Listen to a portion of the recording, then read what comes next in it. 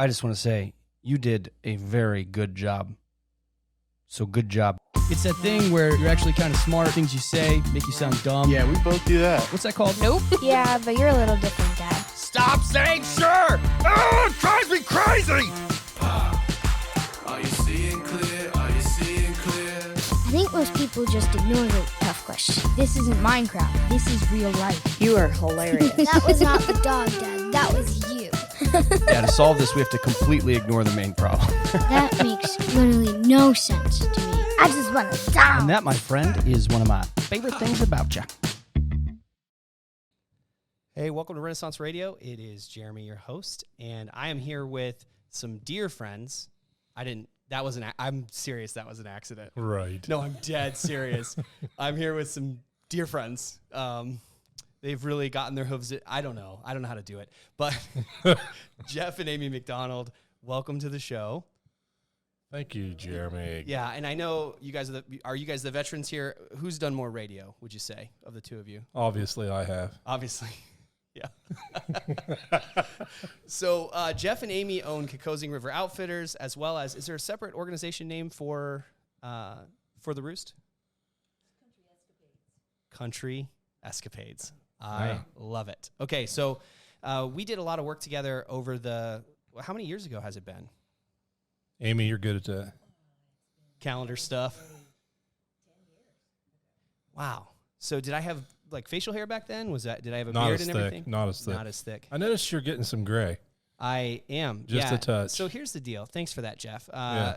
So the radio program now knows this. They didn't have to know. I was saving that for the YouTube audience. Here's a true story. This is a true story. And my wife will contest this, but I'm right this one thing. So I had patches of scar tissue on my face where the gray would come in. And this is like a real story that I told myself, which is that I would notice even in my 20s through those areas where I had injured myself through stupidity or whatever else, that there was no pigmentation that came through that area. So there was nothing that came through. So it was white. But then, like, I didn't get more scars, and the white just started coming in elsewhere. Oh, it gets worse. So there was two things are true at the same time. One, originally it wasn't gray hair, and two, it is now for sure.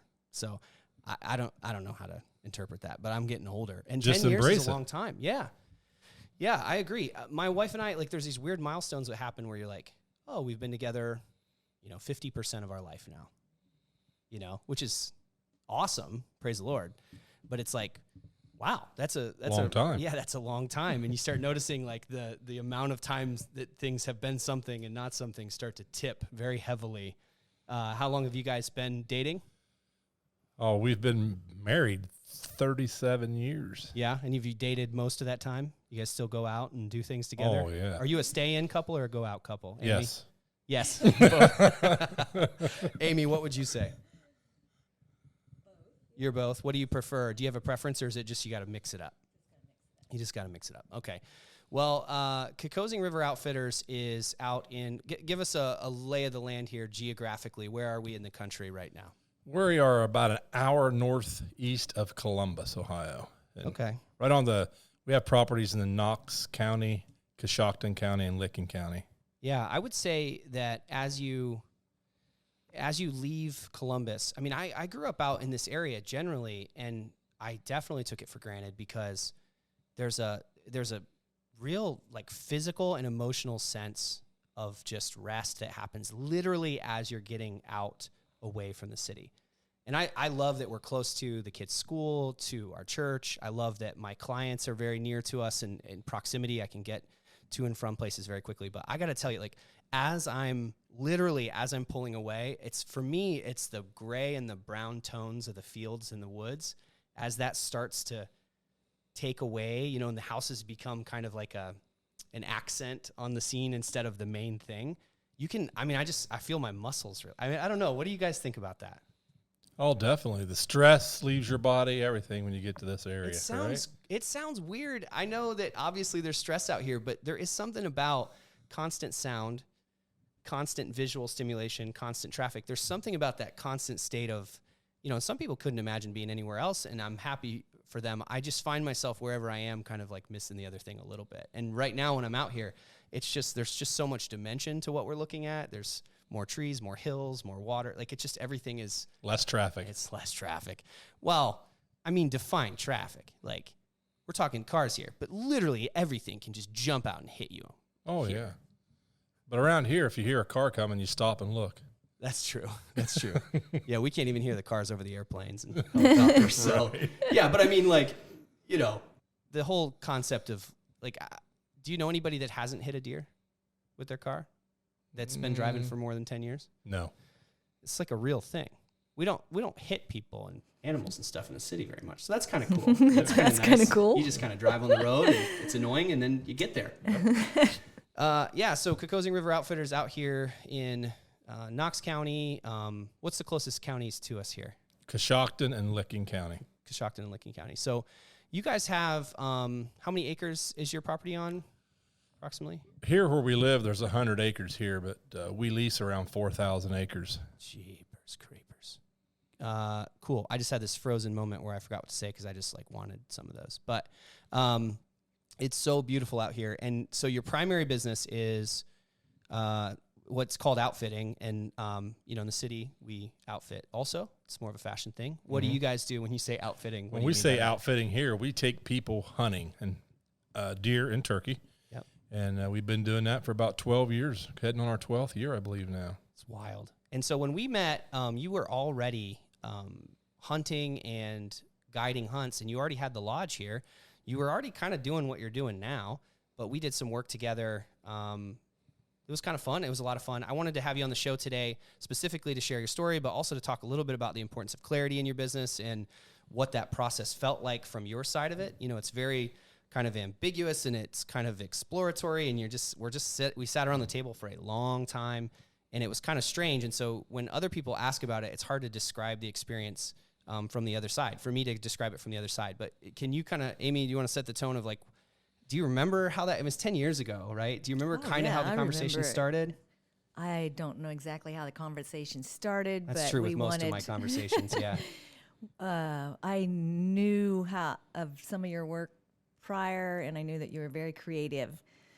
We talked a little bit. You came out here. I had no idea the impact that particular day was going to, how it was going to impact our business. We're sitting on the edge of our seats. It ended up shutting down, didn't it?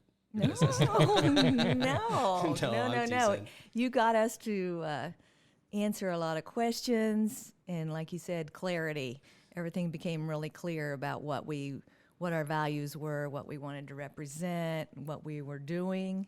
It's so hard. It's kind of ironic because I still struggle with that myself. It's not like something that I'm holding the keys to and giving people.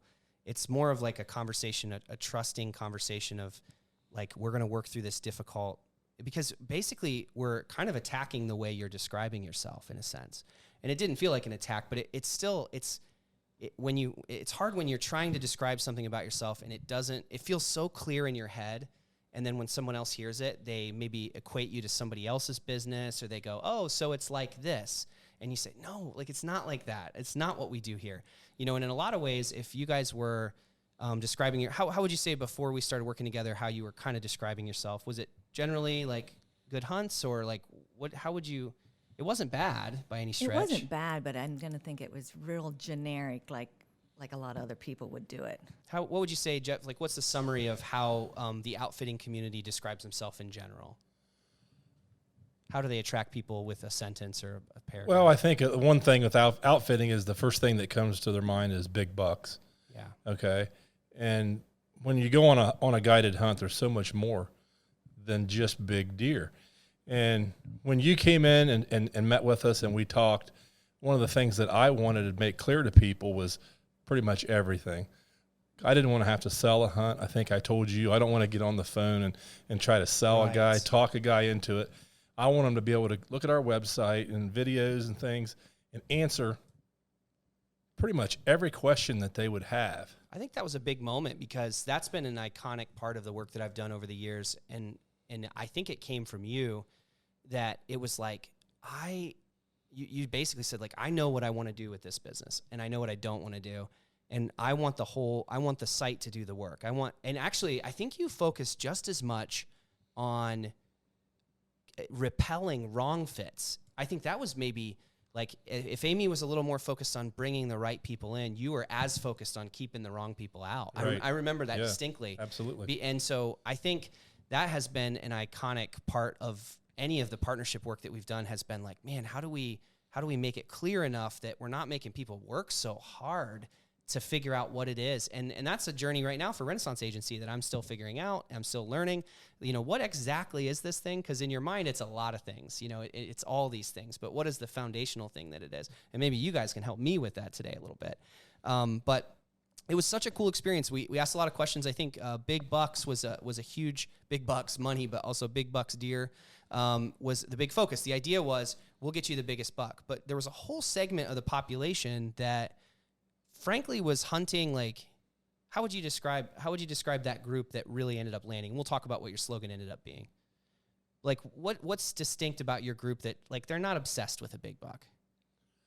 Of course, they want one. You always want one. Yeah, a lot of people when they get here, they realize how slow paced we are, and like you were just talking about earlier, coming out of the city, and most guys are so busy, and we truly treat them like friends and family, and it's just when they get here, they realize that there's so much more to the hunt than just shooting a big deer. Yeah.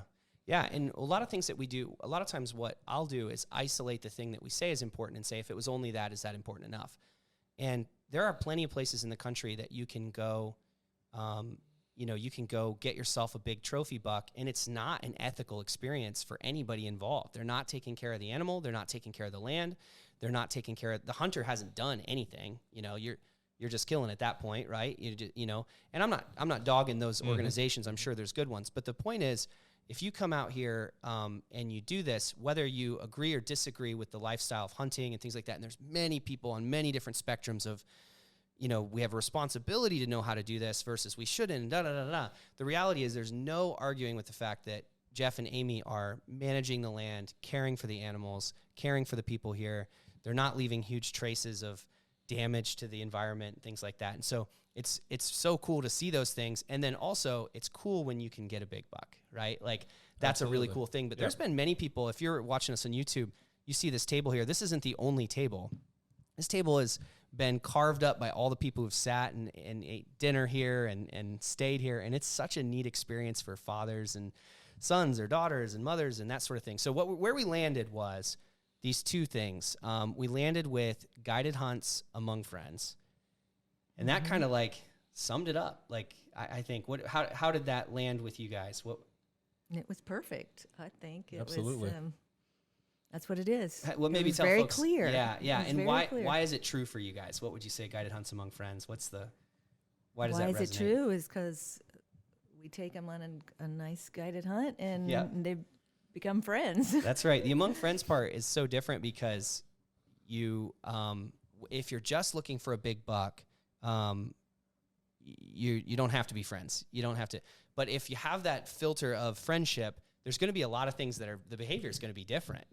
How you cook for them, how you host them. When friends come into town, like the house gets ready, it's not possible to just throw a friend in a pole barn, or an uncomfortable situation. Mm-hmm. You just can't do that to them. It's nice that you had them over, but here you go. There's no shower. There's no, but there are a lot of hunts that do that, which is fine if that's the experience you're looking for. But for you guys, you would actually have them in your home. You would cook them dinners. You would sit around the fire. And from what I remember, I heard these stories. I kept hearing these stories as we were researching of people who the story they told wasn't the buck, which was the strangest thing in an industry where that was the whole deal. That was the whole thing. That was literally the only thing people talked about. As you go online, 100 pages of outfitters, all you could see was pictures of giant bucks. Now, it does help that if you look right behind us here, that there are a bunch of bucks, and they can help you do that too. But it was just so cool. It was just such a cool thing to see that that extra experience became the main thing, and then this main thing for the whole other industry. It's kind of like somehow you win in your secondary thing, which is the buck. Mm-hmm. Such a weird thing. And I feel, Jeremy, a lot of that's because we give God the glory in all this. Yep. He's led us and blessed us with the opportunity to be in overseers of all this stuff. And it's just amazing how we can share that with people, you know, and we do love the land. We do love the animals, you know, and we love the people that come here. And you can feel it. I've visited several times, as often as I can. And, you know, even today when I went over to the Roost to set up, of course, Amy, you make me all misty-eyed. I'm sure you wrote, or maybe Jeff did. No. Yeah, Jeff's like, I don't want to mess with the website. I don't want to sell myself, and I do not want to write "Welcome Renaissance Agency" on the chalkboard. That's right. But even like, I noticed that there were drinks in the fridge. The fire was already started. Heaters were turned on in the room. I know that ringtone. Is that Samsung or Apple? So there was just so many things that were done that were not extras. Like when you look at an Airbnb or you look at a hotel, you would consider that an amenity. So it's something that they do extra because they felt like they had to. But you can just sense it, like, oh, this is someone's home, and it's pretty great. So anyway, really, really cool. I wanted to talk just a little bit longer about the clarity piece of things and some of those challenges. So do you remember any of the exercises that we went through or any of the tests that we went through? I think specifically, if I were to start us off, it would be when we were putting certain words against other words, good versus great language. The good versus great language was a really heavy theme in the work that we did together, which was we passed 1,000 good words to get to the great word. And it's how do you find the right word and then reduce it down so that one sentence or two sentences are very clear. My sister, in the work that she does in her salon, she's a very well-respected stylist in that community, and she has her own salon in this really cool area. And her language that she uses is, understated style for those who conquer. And it's very clear, understated style for those who conquer. She's looking for people who are wearing their strength on their inside, that they're driven, but they're not flaunting it all the time. You're not going to come in there and get fancy everything. But what's allowed her to do is draw people in more based on an occasion, that they're drawn in when they want to conquer something or when they want to push for something. And so now she's connected to more of an event than an actual monthly whatever. And you guys have really kind of drawn that same thing, guided hunts among friends. How did we, do you remember the experience of like pitting certain words against each other? Was that a frustrating experience, like optimistically frustrating? Or do you remember how you felt 10 years ago when we did this? Yeah, I thought this would never work. That's fair. Because I didn't understand it. And then once it came together, it was like, wow, it's a home run. Yeah, well, thank you. Yeah. And we had Danny here too, one of our filmmakers. He was on one of the first episodes, and he was a great help in terms of like just storytelling and capturing. And I think a lot of the challenge came from just you guys being honest and telling stories. There's no magic. There's no like marketing There's companies right now who do marketing campaigns who just basically do something clever to get your attention, but it doesn't have a lot to do with the company. The magic was in the fact that you guys actually have the character of what you're talking about. And so there was something really cool that we were sculpting there that was already there, that we were trying to figure out and help you say what you were trying to say the whole time. And I think that's why it was so powerful, is that at the end of the experience, you weren't now converting how you thought into something else. You were just saying, yeah, that's what I meant. Right. That's what I meant. Yep. And so I think the good versus great exercise, let's throw out a couple words. I know I'm putting you on the spot, but let's throw out a couple words. We'll just practice. We didn't plan any of this, but that maybe would be good versus great language. I'll start. Number one would be like we have the best pizza, right? There's not a single person, there's not a single pizzeria on the planet that's worth anything that wouldn't claim that there's somewhere their quality of their pizza is good. And so best is out. That's useless. In the same way, I guess a good way to explain it would be, if you have a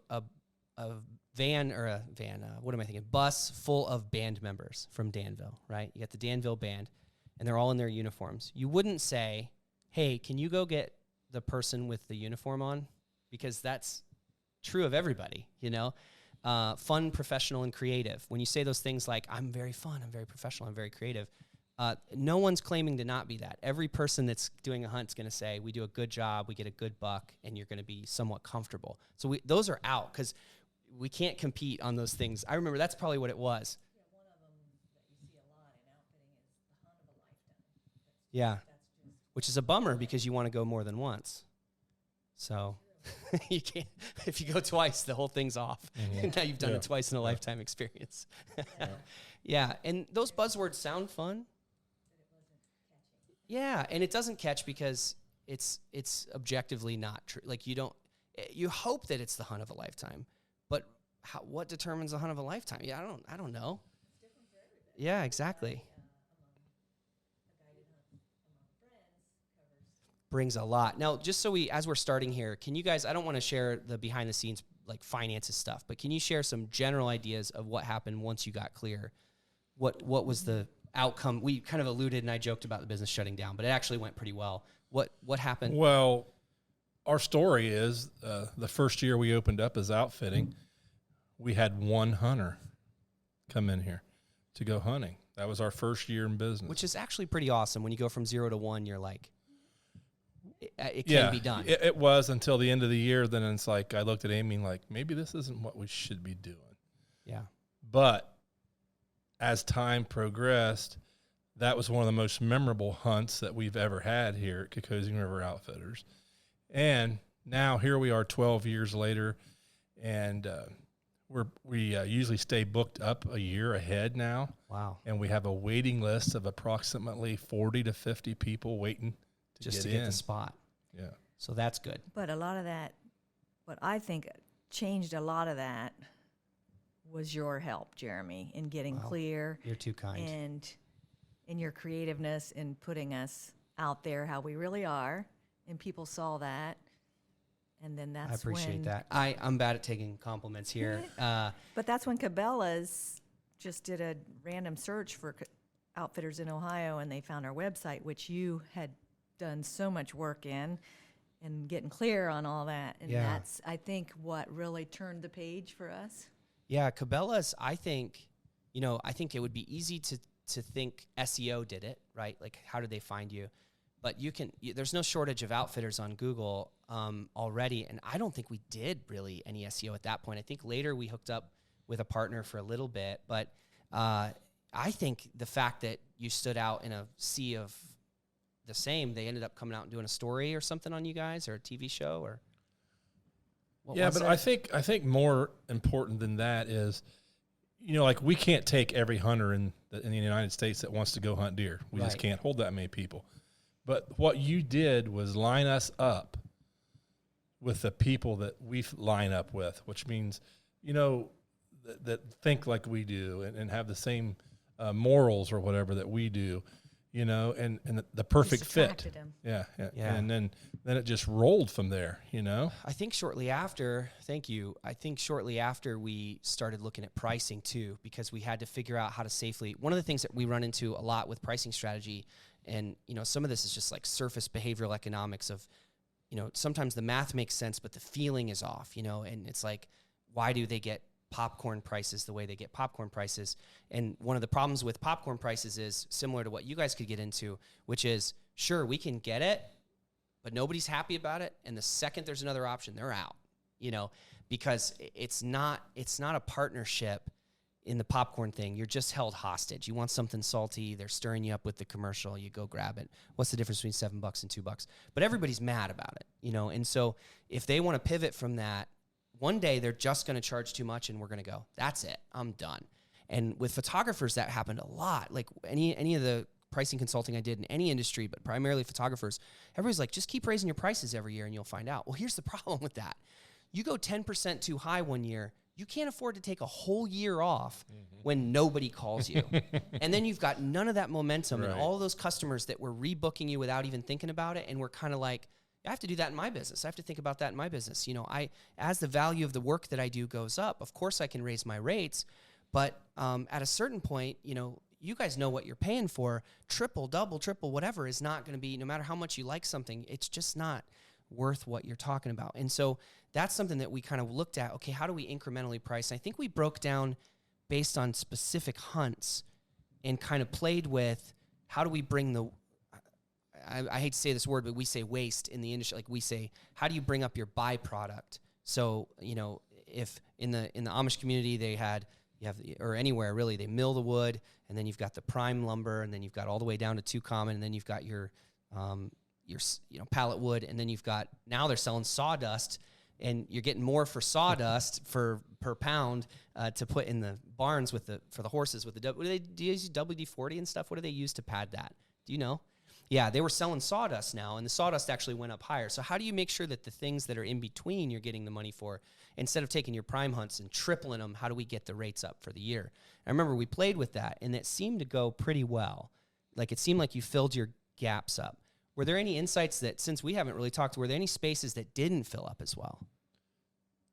Or is it all full? It's all full. Is that right? Yeah, it's amazing, but it just came together. It just filled in gradually, and Yeah, the only one I can think of were the youth hunts there for a while, but I think we just kind of left them slide, Yeah.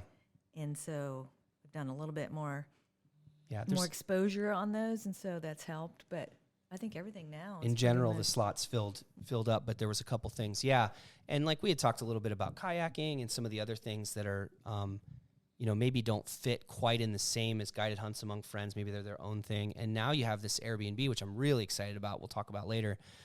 It's pretty cool. So I jumped all around there. I think we were talking about pricing a little bit. We were talking about some of the language choices. Good to great language is something that we started talking about, but that's really, really important. If you're starting your business or you're starting your idea, remember that, imagine that you're in a room full of people pitching the business and everybody's standing up. And if you pitch the same as somebody else, you both sit down.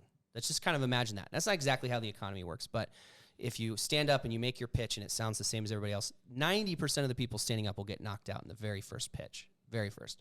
And then the rest of them will kind of group up together, and that's who you're competing with. So it's not just about being specific for the sake of being specific, because you can be overly specific and specialized.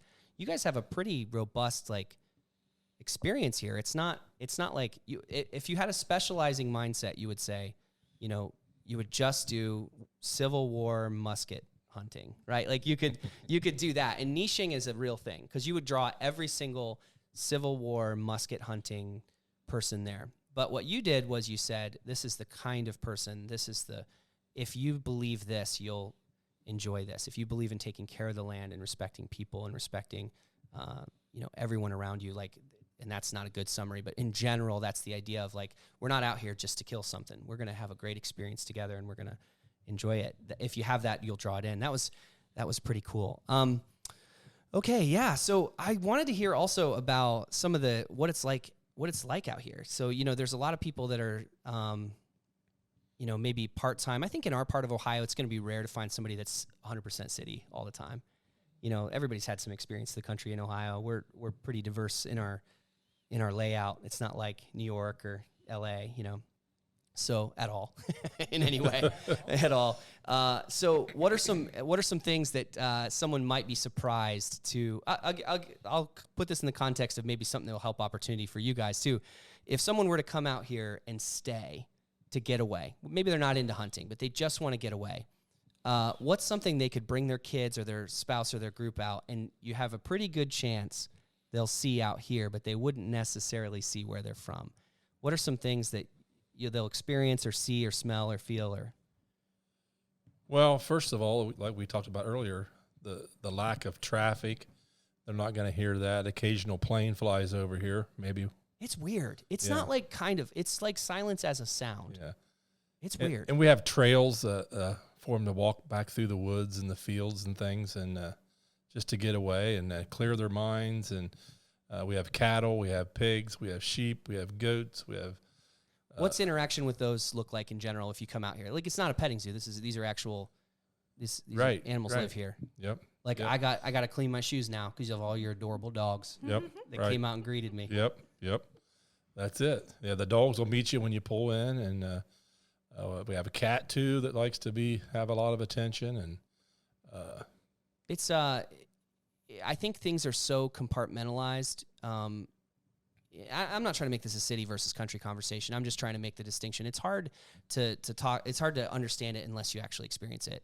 There's, we have, everything is kind of blocked out, right? Like you have the grocery store and this sort of things. And there's just a mixing of life here that's, there's going to be some wildlife here, and there's going to be trees, and there's going to be places to hike. And I just think that one of the things that the kids really enjoyed was when they would come out here, they're on a walk, and then they saw a goat, and then there was something cool they found in the field, and then there was just like this mixture of experiences that you guys couldn't have really planned. It was just, it wasn't a tour of something. It wasn't a, like it's just nature. a day in the life. I know to you guys that's a silly thing, and I try not to act like that's nobody's what ever we been like outside. about it is that we get to see it through a lot of different people's eyes, and which keeps us grateful and helps us to really enjoy what we do have here, because we see it through. If you see it every day, you don't notice those things. Yeah, exactly. Yeah. So what are some experiences? Can you guys think of anything out here that was, you heard Danny, I don't think you're going to have an F-16 story. You're not going to have a story of someone doing cocaine in the bathroom like Danny did on his film shoots. These are different experiences. What are some, when you were growing up, Jeff, hunting, was there anything that happened that that's a little hard to believe that Amy can verify? Well, things were different when I was growing up, and we even grew up a little bit more remote area than this. And I can never remember not hunting. Yeah. Because it was really how we eat. Yeah. I mean, we hunted for squirrel, we hunted for rabbit to eat, not for just for a sport. Yeah. And same way with deer, and it was just a different life back then. That's how I was rooted. When you think back on that, do you think, is it a complex set of emotions, or is it like you think it's just fond, you're trying to get back to that, or is it kind of stressful? Like when you think back to those memories in general, is it easy to summarize or not really? Oh yeah. Yeah. It was it was amazing. I'm so thankful that I was raised that way. Yeah. That's awesome. Amy, what about you? I grew up on a farm, so being able to have animals again is taking me back to my childhood. And so I'm enjoying that, and Yeah. I get to have my grandkids here to enjoy it with me. So One funny story, Jeremy, was when Amy and I got to stop you, because when you start smiling before the story even starts, No. I know I got a good one coming here. I'm rearing up. Here we go. when the difference of Amy and I, how we were raised, when we started dating, I would go to her house and they would open up the freezer, and there was all these steaks in the freezer. And I was like, you got to be kidding me. These people are rich. I grew up where we went out hunting and shot a squirrel or a rabbit or something like that, and Right. And they grew up on a farm, which that was just normal. They Yeah. butchered a beef and their freezer was Every clear cow full. had a steak in it. Yeah. And their freezer was full of this meat. And it was like, So you thought originally, now later it was her looks and her personality, but early it was her money. That's you right. saw the That's- steaks yes, and you yes. said, I'm marrying into this steak family here. right. That's funny. Yeah, I remember it's so interesting how normal things are to you. And then you go through a phase when you get older and you get introduced to the world where everything you did seems weird. And then you go back and you go, no, that was actually pretty great. And everybody has different childhoods and different difficulties and things. But I remember my family being so, I just remember my dad working so hard, And I remember one of the things that was really normal for me was how thrifty we were and how thrifty Mom was. And I didn't know how hard things were. And I do now, as an adult, I do now from firsthand experience. And I remember one time my dad had these relationships with the Amish. And just from a business perspective, this is really cool. If you don't know the Amish, I would say that a fair summary, if I had my Amish friends sitting next to me, and I have several, a fair summary is they have a spiritual religious conviction, scriptural conviction, but a lot of the summary of their lifestyle choices that you may not understand are around living a slow life. That things that they do that speed things up and pull you away from your family are bad, and things that draw you to your family and your faith are good. And I think that's noble. Whether we land on the same place on electricity and all those things is different. But the fact that they try to make that attempt is something I'm striving for more as I get older, and it's looking less strange to me, some of the decisions they make, than maybe some of the social media decisions that I make now. It used to be. But I remember Dad would have these relationships, whether good times or bad times, he just kept those relationships going. It's not something I've been able to do, and I'm learning to do. And he had a baker, things were really, really tight, and all of a sudden he helps out some baker, Amish baker, and we end up with bagels, end-of-day bagels that were going to be thrown away. And I'm talking the big, however many gallon bags of bagels. And so this was during some kind of tight times for us, and those would end up in the freezer. And I'm telling you, we could eat bagels whenever we wanted. I mean, whenever we wanted. Under any circumstance, you could go get a bagel. And this was I think it was years of that. And so I'm still like, I brought some. Like, I grabbed some. And they're like way more expensive now. But it's funny when you remember those stories of just like these things that seemed weird, seemed normal, then weird, then normal again. Yep. It's absolutely wild.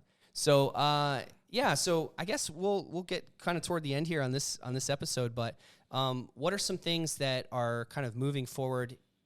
What are some challenges? We haven't talked about any of this. What are some challenges in the next stage of business with Kokosing River Outfitters? Your bookings are full. You've got a waiting period. Now we've got some situations. Listen, if you're watching or listening, you know what's going on in 2020. Come on. Like it stinks, that, but moving forward when all of this stuff is moved on, what are the things you see being the challenge moving forward as the next stage of either growing, slimming, adjusting, bettering? Well, one of the biggest challenges that we've had is not growing too fast, and is that right?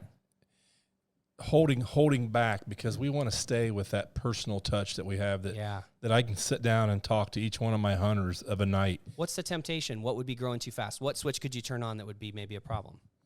Well, just we would lose Number of that hunters? personal touch that we want, and it would take away from what we stand for. So if what you're saying, losing that touch would come from adding too many hunters. Too many hunters in camp because at you have one the time. bodies. I mean, you have the beds for them now. Yes. And so you could do 25 on a hunt, and the question is, that number's too high, but you're wondering, am I leaving money on the table versus when's the line? And that's the challenge. That's the challenge. Yep.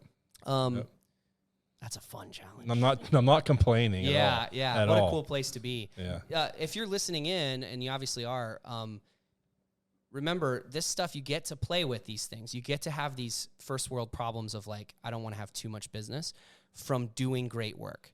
When you're doing great work and you're actually delivering on what you say you're going to do, you get to have these problems. That doesn't mean that, that we're better, Jeff and Amy are better, Jeremy's better, anything like that. But what it does mean is there's been a commitment to the experience. There's been a commitment to the craft. Jeff still has to be a very talented guide. Amy still is a very talented host and hunter herself. You have to deliver still. But when you're delivering and when you've been clear and when everything lines up, then you get to make decisions like, okay, I don't want to risk this thing. Like we talked about raising the prices. That's the other option, right? So you can raise prices per head. But also one of the qualifications, you don't want to make the qualification annual income. Mm-hmm. Like you don't want to just have rich people here. Nope. You could do that. We could easily turn this into a boutique shop where the richest people come out. That's not what you want. Nope. And so that's what we need to figure out there. I remember another thing we mentioned was on the website. You kind of sang praises on how great the website was. I'm going to demystify that. All we did was we focused on getting the website lined up conversationally. You remember that?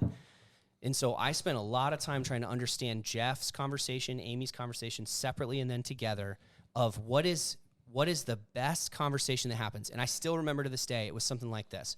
Hey, I'm Jeff. This is Amy. This is what we believe. We're really glad you came by. This is what we do here.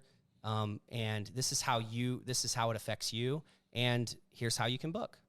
It's that like very basic conversation. So the website actually went, instead of a full explore experience type thing, it was like, hey, this is who we are. And it was a whole bunch of stuff about Jeff and Amy, what they believe, the land, all that stuff. Here's what we do. Here's how it affects you. And here's how you book. And it just felt like the questions were being answered as they were being asked. And so I think that's something to think about as you're listening in and thinking about, okay, I got to redo my website and all this stuff. Getting the order into the natural flow of a regular conversation allowed Jeff to not have to have that conversation. Absolutely. Which was his goal. Pretty great. Yeah. My goal is one of these times, just long-term, I'd like to have, everybody talks about their dream house. I get made fun of for this, but I would like to have, I'm modest. I just want like a couple houses. And this is true. I want to have my modest middle-class home I have now, I'm content with in the home. I really want to get some land out and start the process of having a place to send. Right now, you guys are that to send, maybe there's a pastor that needs some recovery time in a family or a couple that's struggling or whatever. I want to have a place to send them out when we're not using it. And then I want a place for Mama and I to, when we're not needed in town to to start finishing things out. So that's my goal down the road. 2 very modest places added up into one elaborate thing. So great. Okay. We didn't talk a ton about hunting. We talked mostly about our experience here together, which I expected would happen. You can learn all about Kokosing River Outfitters, the hunting experience on their website. What's the website? Oh, is that right? I do remember that. KokosingRiverOutfitters.com. Go watch the videos and things like that. Guys, listen, you're not going to have any enemies here if you're not for hunting or you're not for that experience. They are not hostile towards you. This is an experience of just learning about how to, like we said, take care of the land, take care of the hunt. And it's a very, it's as ethical as it can possibly be. And I'm telling you what. I was going to say this. My dad was in the lumber industry for 30 years, and there was a lot of push to regulate the lumber industry. And they didn't realize if you want to take care of the lumber industry, the guys in the industry, the guys actually taking care of the land, were the ones who were taking care of it. I went over to one of those mills, and I got to tell you, they were on an infinite loop. They were learning how to conserve the land. They were only taking down mature trees. They were replanting. They were making sure the wildlife was unaffected. Yep. And man, oh man, if you can find people who do, whether you agree or disagree, the people who love what they're managing are the right people to do the job. Looking out for the future. Looking out for the future. Yeah, you don't, Dad used to say, I'm not burning this forest down. This is my grandkids' job. You're not going to do that. You're not going to burn out and mass harvest and Absolutely all not. that stuff. All right. Well, thank you guys so much for being on the show. It was a lot of fun, and we'll talk to you soon. Thank you, Jeremy. Jeremy.